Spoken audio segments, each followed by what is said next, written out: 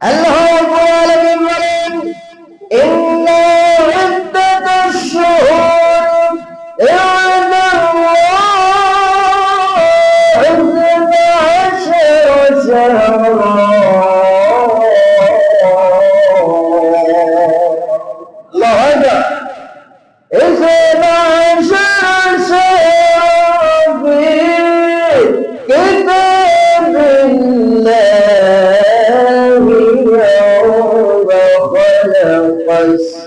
السماوات والأرض منها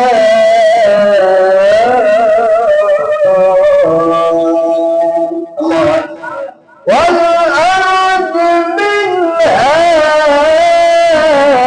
أربعة حرم ذلك الدين القيوم।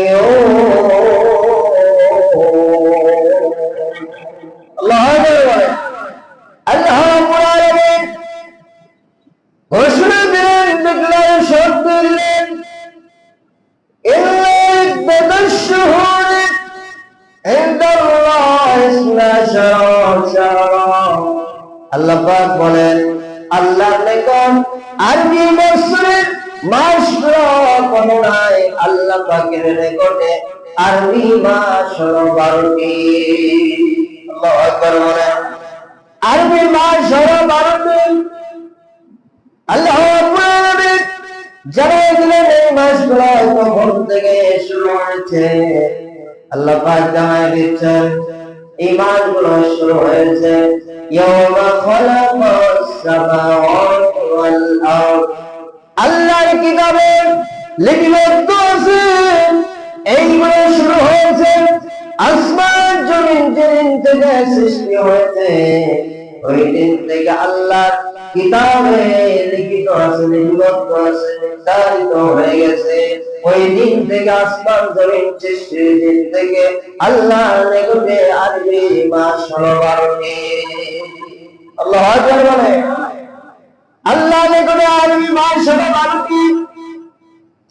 আর এই 12টি মাসের মধ্যে আল্লাহ রাব্বুল আলামিন নির্দিষ্ট করে দিলেন 4টি মাসকে বিশেষভাবে সম্মানিত ঘোষণা দিয়ে দিলেন, মিনহা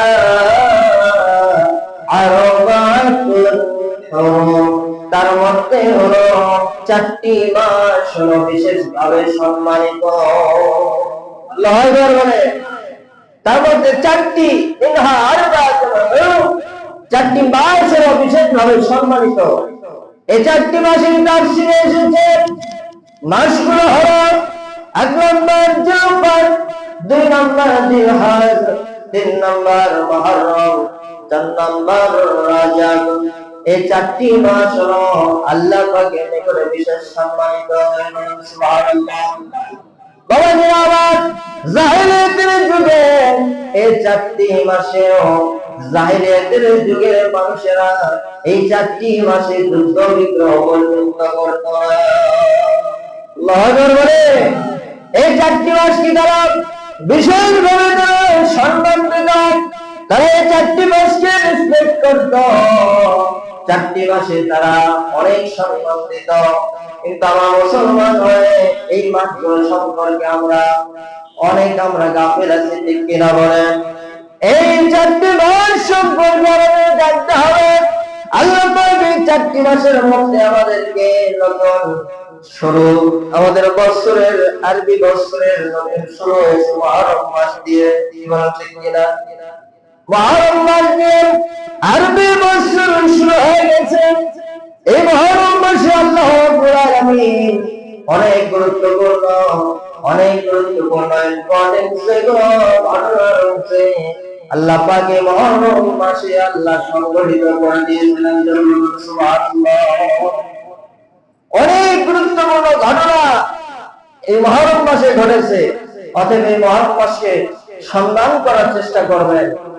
এই মুহররম মাস অত্যন্ত গুরুত্বপূর্ণ একটি মাস, যে মাসে আপনার জাহেলিয়াতের যুগের মানুষেরা যুদ্ধ বিগ্রহ, অন্যায়, অবিচার, মানুষের সাথে ঝগড়া, কলহ, লিপ্ত হওয়া থেকে বিরত থাকতো। এই 4টি মাসকে আপনারা আমরা সম্মান দেওয়ার চেষ্টা করব। আল্লাহ রাব্বুল আলামিন যেন এই 4টি মাসকে সম্মান দেওয়ার মতো তৌফিক আল্লাহ আমাদেরকে দান করেন। আল্লাহুম্মা আমিন। এই 4টি মাসের মধ্যে একটি মাস হলো মুহররম। যে মুহররম মাসে আল্লাহ রাব্বুল আলামিন আদম আলাইহিস সালাম, আমাদের আদি পিতা আদম আলাইহিস সালামকে আল্লাহ রাব্বুল আলামিন এই মাসে মাফ করে দিয়েছিলেন। তাই বললেন না সুবহানাল্লাহ। এই মাসে আল্লাহ রাব্বুল আলামিন আদম আলাইহিস সালামকে তার হাবিব মুহাম্মদ রাসূলুল্লাহ সাল্লাল্লাহু আলাইহি সাল্লামের ওসিলায় মাফ করে দিয়েছিলেন। শুধু তাই নয়, নূহ আলাইহিস সালাম যখন মানুষদেরকে দাওয়াত দিলেন, নূহ আলাইহিস সালামের দাওয়াত তার উম্মতের অনেকেই মানল না। নূহ আলাইহিস সালাম তাদেরকে আল্লাহর গজবের ভয় দেখাইলেন, বললেন এমন তুফান হবে, এমন তোমাদের বৃষ্টিপাত হবে, এমন বন্যা হবে, তোমরা আল্লাহর গজবের মধ্যে পড়ে যাবে। ওই সময় কাফের বেঈমানরা বলল, হে নূহ, তুমি কি পাগল হয়ে গেছো? এক ফোঁটা, এক টুকরা মেঘের কোনো আভাস আসমানের মধ্যে দেখা যায় না, কিভাবে এত প্লাবিত হবে? আর তুমি কেন নৌকা তৈরি করছো? তুমি কি শুকনার উপরে নৌকা চালাবে? কিন্তু নূহ আলাইহিস সালাম জানেন আল্লাহর সাথে কানেকশন আছে। বাবাজিরা, ঠিকই কিন্তু প্লাবন শুরু হয়ে গেল। ওই সময়ে ইমানদার যারা তাদেরকে নৌকায় উঠে নূহ আলাইহিস সালাম নিয়ে চলে গেলেন। তার সন্তান কিমান নূহ আলাইহিস সালামকে মানল না, তার হুকুম মানল না। আল্লাহ পাক জানাই দিলেন, বলে নূহ, এটা তোমার সন্তান নয়, লাইসা মিন আলাইক, লাইসা মিন আলাইক, এটা তোমার সন্তান নয়। ঠিক কি বলে? আল্লাহর হুকুম মানে না। নবীজি নূহ আলাইহিস সালাম যেটা বলছেন, আল্লাহর হুকুমকেই বলেছেন, সে হুকুমকে মানছেন। আল্লাহ বলছেন লাইসা মিন আলাইক, সে তোমার সন্তান নয়।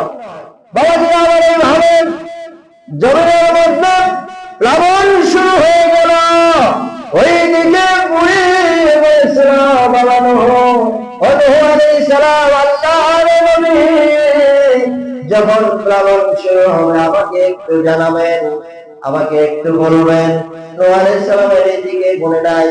বাবাজিরা, তুফান যখন শেষ হয়ে গেল, যখন প্লাবন শেষ হয়ে গেল, যদি পাহাড়ে গিয়ে নৌকা ঠেক লেগে গেল, ওই সময় নূহ আলাইহিস সালামের মনে হয়ে গেছে, আরে বুড়ি তো আমাকে বলেছিল প্লাবনের কথা জানাই দেওয়ার জন্য, কিন্তু আমার তো স্মরণ নাই, যাই তো ওই বুড়ির খবর নিয়ে এসি। এইবার নূহ আলাইহিস সালামকে দেখতে পেলে ওই বুড়ি ছোট্ট একটা কুটুরির ঘরের মধ্যে বসে আছে। আল্লাহু আকবার। নূহ আলাইহিস সালামকে দেখে বললেন, কি খবর? আল্লাহর পয়গম্বর নূহ আলাইহিস সালাম। ওই সময় নূহ আলাইহিস সালাম ঘটনাটা খুলে বললেন। বুড়ি বলছে, আমি তো এইগুলো কোনো কিছু বুঝতে পারিনি। ধরে বলেন সুবহানাল্লাহ। এই বুড়িকে হেফাজত করেছে আল্লাহ। ঠিক কিনা বলেন?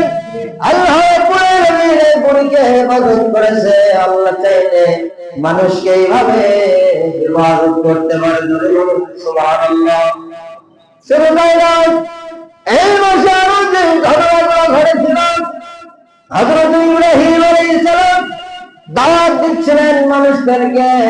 নমরুদ এই দাওয়াত সহ্য করতে পারল না, আল্লাহর দিকে, ইসলামের দিকে দাওয়াত দিচ্ছিলেন। নমরুদ অত্যাচারী বাদশা সহ্য করতে পারল না। নমরুদ এইবার ইব্রাহিম আলাইহিস সালামের বিরুদ্ধে বিভিন্ন ষড়যন্ত্র চালাইতে লাগলো। বাবাজিরা, আবার নমরুদ কি করলো? কোন দিক দিয়ে যখন পারলাম ইব্রাহিম আলাইহিস সালামের সাথে, ওই সময় সে আগুনের কুণ্ড তৈরি করলো। বাবাজিরা, আমার আগুনের কুণ্ড তৈরি করলো, এমন আগুনের কুণ্ড ওই জায়গা ধারে কাছে কেউ পৌঁছতে সক্ষম ছিল না, এত তাপ। ওই সময় ইব্রাহিম আলাইহিস সালামকে বাবাজিরা আমার আগুনের মধ্যে ফেলে দেওয়ার জন্য সে প্রিপারেশন নিচ্ছে।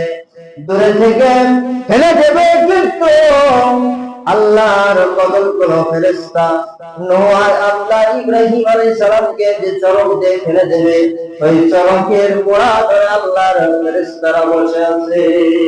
আল্লাহু আকবার। আল্লাহর ফেরেশতারা বসে আছে, অনেক চেষ্টা চালায় ফেলতে পারে না। ওই সময় শয়তান এসে পরামর্শ দেয়, ও নমরুদ, এই সময় তুমি কি করো, যত সুন্দরী নর্তকী আছে তাদেরকে উলঙ্গ করে জায়গায় দাঁড় করে রাখো। আমার মনে হয় আল্লাহর ফেরেশতারা এই চরক ধরে আছে, যার কারণে তুমি ফেলতে পারছো না। এইবার নমরুদ কি করলো, সুন্দরী নর্তকীদেরকে নিয়ে এসে উলঙ্গ করে দাঁড় করে রাখলো। এইবার ফেরেশতারা চলে গেল, ইব্রাহিম আলাইহিস সালামকে এবার অগ্নিকুণ্ডে ফেলাই দেওয়া হলো। আল্লাহর ফেরেশতারা জানে আল্লাহ তোমার খলিল ইব্রাহিমের কি পরীক্ষা নিচ্ছে, মানে আসমান জমিন কাঁদে, বাতাস কাঁদে, আল্লাহ কি পরীক্ষা নিচ্ছ তোমার খলিলের আজকে। আল্লাহর কাছে ইব্রাহিম আলাইহিস সালামের কাছে আল্লাহর খলিল ইব্রাহিম আলাইহিস সালাম, আপনি শুধু আমাকে বলেন, আমি অগ্নিকুণ্ড সাথে সাথে আমি নিভাই দেব। বলুন না সুবহানাল্লাহ। ইব্রাহিম আলাইহিস সালাম বললেন, ও আল্লাহর ফেরেশতা জিবরাইল, আপনি কি নিজের ইচ্ছায় এসেছেন নাকি আল্লাহ রাব্বুল আলামিন আপনাকে পাঠাইছেন? বলে, আমি নিজের ইচ্ছায় এসেছি। ইব্রাহিম আলাইহিস সালাম বললেন, ও জিবরাইল আলাইহিস সালাম, আমার আল্লাহ কি আমার অবস্থা দেখছেন না? আমি ইব্রাহিম আপনার কাছে সাহায্য চাই না।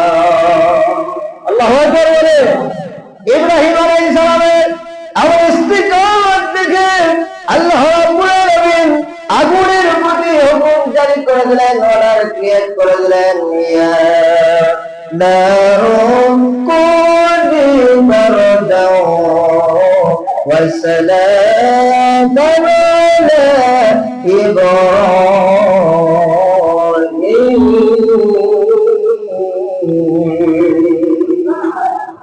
বলেন আল্লাহু আকবার। আল্লাহ পাক অর্ডার ক্রিয়েট করে দিলেন আগুনের উপরে।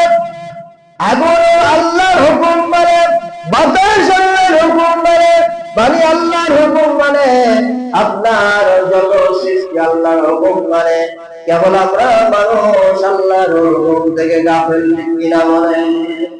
এইবার মুহাজিরান যেই মাত্র হুকুম দিলেন, হে আগুন, তুমি আমার ইব্রাহিমের জন্য, আমার শরীরের জন্য তুমি না অতি গরম, না অতি ঠান্ডা, নাতি শীতোষ্ণ হয়ে যাও। আল্লাহু আকবার বলে ইব্রাহিম আলাইহিস সালাম এইবার অগ্নিকুণ্ডের মধ্যে, যেন ফুলের বাগানের মধ্যে বসে আছেন। নমরুদ দেখে অবস্থা খারাপ, বলুন না সুবহানাল্লাহ। এই মাসে আল্লাহ রাব্বুল আলামিন নমরুদের অগ্নিকুণ্ড থেকে আল্লাহ ইব্রাহিম আলাইহিস সালামকে হিফাজত করেছেন, বলুন না সুবহানাল্লাহ। বাবাজি আমার নবীরা যেমন বড়, তাদের পরীক্ষাও বড়। আমরা যেমন উম্মতরা ছোট, আমাদের পরীক্ষা যেমন ছোট, কি বলেন ঠিক কিনা? হযরত মুসা আলাইহিস সালাম এই ভারতবাসী ফিরআউনের দলবল থেকে রক্ষা পেয়েছিলেন। মুসা আলাইহিস সালাম বনি ইসরাঈলদেরকে সাথে নিয়ে যখন আপনার নীল নদ পার হয়ে যাবেন, ওই সময় পেছনে ছিল ফিরআউন বাহিনী। মুসা আলাইহিস সালাম যখন আপনার লোহিত সাগরের পাড়ে চলে গেলেন, ওই সময় পেছন থেকে যে বাহিনীটা ছিল ফিরআউনের, দাওয়া করেছিল আপনার সমুদ্রের পাড়ে যাওয়ার পর এইবার রাস্তা নাই, কেমনে পার হবে? বনি ইসরাঈলরা বলছে, আল্লাহর নবী মুসা, আমরা মনে হয় এতদিন ভালোই ছিলাম, আজকে আপনি আমাদেরকে নদীর পাড়ে নিয়ে এসেছেন, পেছনে তো ফিরআউন বাহিনী, আমাদেরকে হয়তো আজকে জীবনের মনে শেষ করে দেবে। মুসা আলাইহিস সালাম বলেন, ও বনি ইসরাঈলরা, তোমরা ভয় করো না, তোমরা ভয় করো না, ইন্না রাব্বি ইন্না মাই রাব্বি সায়াহদিন। আল্লাহু আকবার। নিশ্চয় আমার রব আমার সাথে আছেন, আমাকে রাস্তা দেখাবেন। যাবেন, তোমরা চিন্তা করো না, ভয় করো না। মুসা আলাইহিস সালাম যে লাঠি ছিল হাতের মধ্যে, আল্লাহ পাক হুকুম দিলেন এই লাঠি সাগরের মধ্যে ফেলে দাও। সাগরের মধ্যে ফেলানোর সাথে সাথে আল্লাহ রাব্বুল আলামিনের কুদরতে সাগরের মধ্যে 12টি রাস্তা তৈরি হয়ে গেল। বলুন আল্লাহু আকবার। 12টি রাস্তা তৈরি হয়ে গেল। মুসা আলাইহিস সালাম মাঝে রাস্তা দিয়ে চলে গেলেন। ফেরাউন মনে করছে রাস্তা মনে হয় আগে থেকেই ছিল। ফেরাউন এবার দলবল নিয়ে তার সৈন্যগুলো নিয়ে এবার রাস্তা দিয়ে নেমে পড়ছে। আল্লাহ রাব্বুল আলামিন তো পরিকল্পনা করে রেখেছেন যে তুই আগে নাম ভেতরে রাখ, তারপরে আমি কি অবস্থা করি।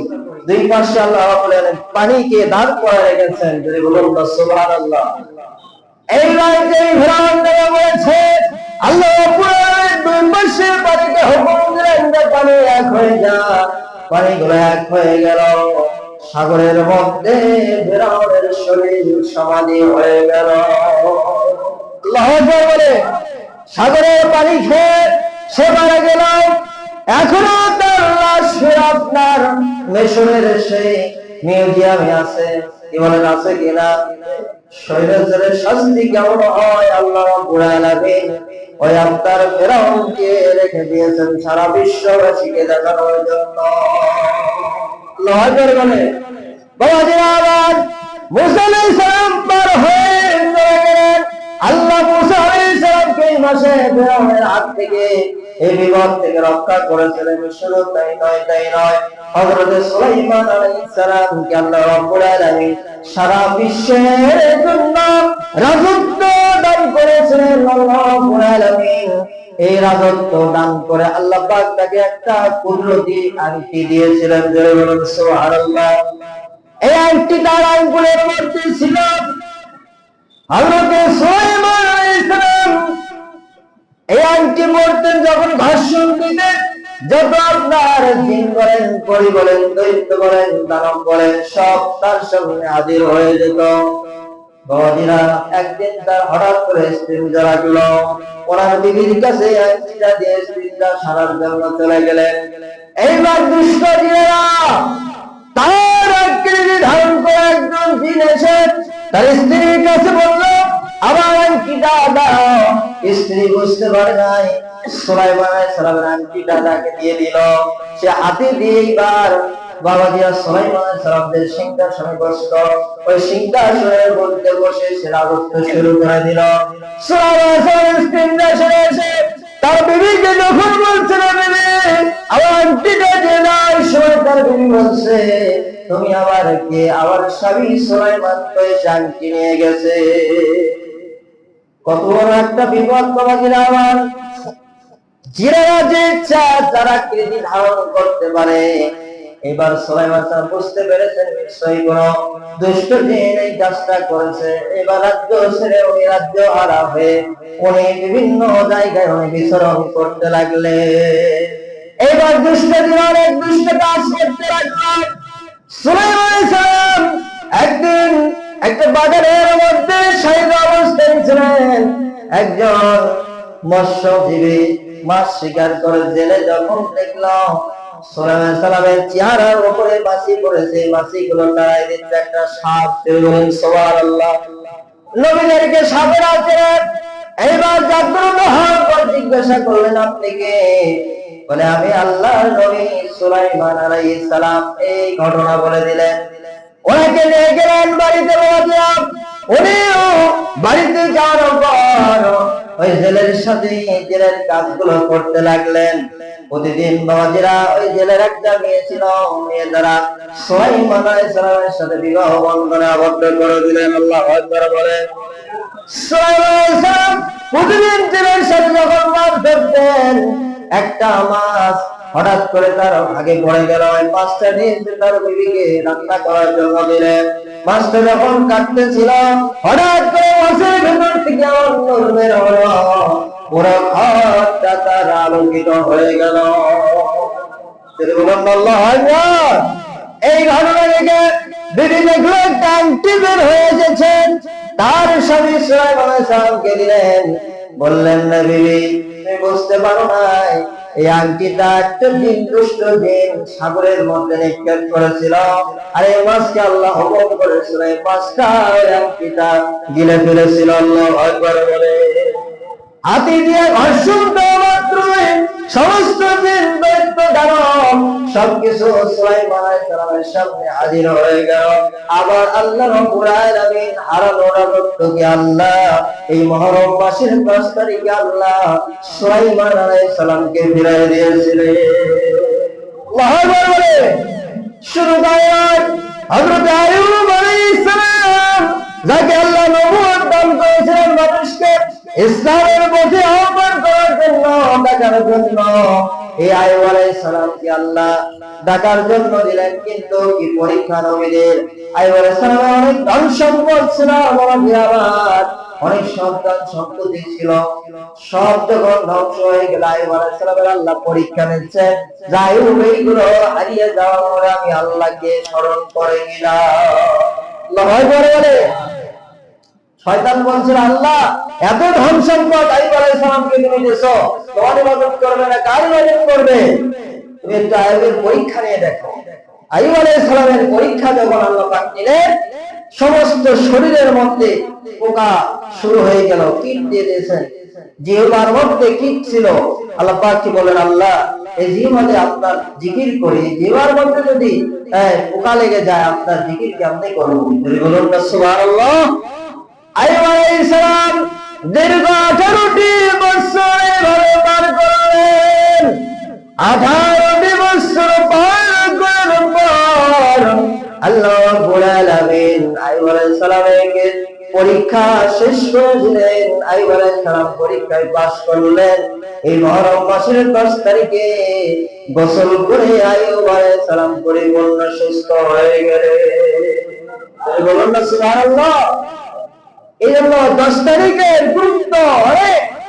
এই দিনে অনেক নবী আলাইহিস সালামকে আল্লাহ রাব্বুল আলামিন বিপদ আপদ থেকে হেফাজত করেছেন। এই জন্য মুহররম মাসের 10 তারিখে আপনারা চাবেন আল্লাহ রাব্বুল আলামিন যেন সারা বিশ্বের মুসলমানদের যেন বিপদ আপদ আল্লাহ দূর করে দেন। সকলে বলুন আল্লাহুম্মা আমিন।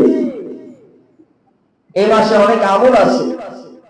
10 তারিখের অনেক ঘটনার মধ্যে অনেক আমল আছে। নবী যখন মক্কা থেকে মদিনায় গেলেন তখন দেখতে পেলেন ইহুদিরা এই মুহররম মাসের 10 তারিখে রোজা রাখে। নবীজি জিজ্ঞাসা করলেন কিসের রোজা রাখো তোমরা? ওই সময় ইহুদিরা বলেছিল আমাদের নবী মুসা আলাইহিস সালাম এই মুহররম মাসের 10 তারিখে ফেরাউনের দলবল থেকে রক্ষা পেয়েছিল, মুক্তি পেয়েছিল, এবং ফেরাউন নদীর মধ্যে ডুবে সে সাগরের মধ্যে ডুবে সে মারা গিয়েছিল। এর শুকরিয়া আদায় করে আমরা এই দিনে রোজা রাখি। বলুন সুবহানাল্লাহ। তার উম্মতেরা রেখেছে। নবীজি তখন বললেন যে আমি তোমাদের চাইতে তোমাদের অপেক্ষা আমি মুসা আলাইহিস সালামের সবচেয়ে নিকটবর্তী হবে, আমি এই আশুরার দিনে রোজা রাখবো। নবীজি তখন বললেন তোমরা এই আশুরার দিনে রোজা রাখো। বলুন সুবহানাল্লাহ। হযরত আব্দুল্লাহ ইবনে আব্বাস রাদিয়াল্লাহু তাআলা থেকে বর্ণিত আন্না রাসূলুল্লাহ সাল্লাল্লাহু আলাইহি সাল্লাম সামা ইয়াউম আশুরা ওয়া আমারা বিসিয়ামিহি।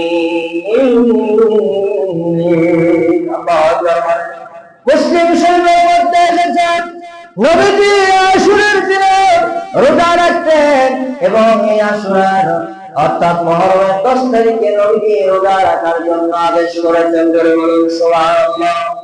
বাবাজিরা আমার, এই রোজাটা রমজানের রোজার আগে ফরজ ছিল, কিন্তু রমজান মাসের রোজা যখন শুরু হয়ে গেল আল্লাহ পাক যখন আয়াত নাযিল করে দিলেন ইয়া আইয়ুহাল্লাযীনা আমানু কুতিবা আলাইকুমুস সিয়ামু কামা কুতিবা আলাল্লাযীনা মিন ক্বাবলিকুম লাআল্লাকুম তাত্তাকুন। আল্লাহু আকবার। আল্লাহ তাআলা যখন রমজান মাসের রোজাকে আয়াত দ্বারা ফরজ করে দিলেন তখন মুহররম মাসের রোজা হয়ে গেল নফল। বলুন সুবহানাল্লাহ। এই জন্য মুহররম মাসের রোজা রাখাটা এটা হচ্ছে নবীজির একটা সুন্নাত এবং একটা নফল। বলুন সুবহানাল্লাহ। এটা হলো বাবাজিরা আমার কয়টা রোজা রাখবেন। ইহুদিরা রেগেছে একটা, ইহুদিদের সাথে মিল লাগা যাবে না। নবীজি সেইটা বলে দিয়েছেন কয়টা রোজা রাখবেন। আর ইবনে আব্বাস রাদিয়াল্লাহু আনহু বলেন রাসূলুল্লাহ সাল্লাল্লাহু আলাইহি সাল্লাম হযরত আব্দুল্লাহ ইবনে আব্বাস রাদিয়াল্লাহু আনহু থেকে বর্ণিত নবীজি বলেছেন সুমু আশুরা, তোমরা আশুরার দিন রোজা রাখো এবং কি করো ফলে ভুলিয়া বল, তোমরা ইহুদিদের বিরোধিতা করো, ইহুদিদের তোমরা বিরোধিতা করে রোজা রাখো। তোমরা কি করো কবল হইয়াওমান ওয়াসবাদা হইয়াওমান, তোমরা 9 তারিখে হয় একটা রাখো আর 10 তারিখে রাখো, অথবা তোমরা 10 তারিখ এবং পরের দিন 11 তারিখ রোজা রাখো। দুইটি রোজা তোমরা রেখে দাও, ইহুদিদের সাথে আর মিলে যাবে না। আল্লাহু আকবার বলে।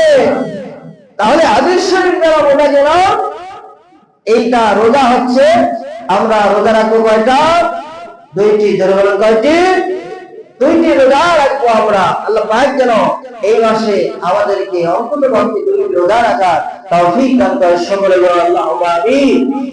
এই মাসের 10 তারিখে ইমাম হোসেন রাদিয়াল্লাহু আনহু তার সাথীদেরকে নিয়ে কারবালার ময়দানে শাহাদাত বরণ করেছিলেন। আমরা এটা খেয়াল করব যে ইসলাম এমনি আসে নাই, ইসলাম এসেছে মুসলমানদের সেই ইমাম হোসেন রাদিয়াল্লাহু তাআলা এবং তার সাথীদের রক্তের বিনিময়ে ইসলাম প্রতিষ্ঠিত হয়েছে। আল্লাহ পাক যেন সারা বিশ্বে আবার ইসলাম প্রতিষ্ঠা করে দেন। সকলে বলুন আল্লাহুম্মা আমিন। আল্লাহ পাক যে আলোচনা করার তৌফিক দিলেন, এই আলোচনার উপরে আমাদের সবাইকে আমল করার তৌফিক দান করেন। সকলে বলুন আল্লাহুম্মা আমিন। যারা সুন্নাত করেন না, যারা তার কবর নামাজ পড়েনি, আসসালামু আলাইকুম ওয়া রাহমাতুল্লাহ।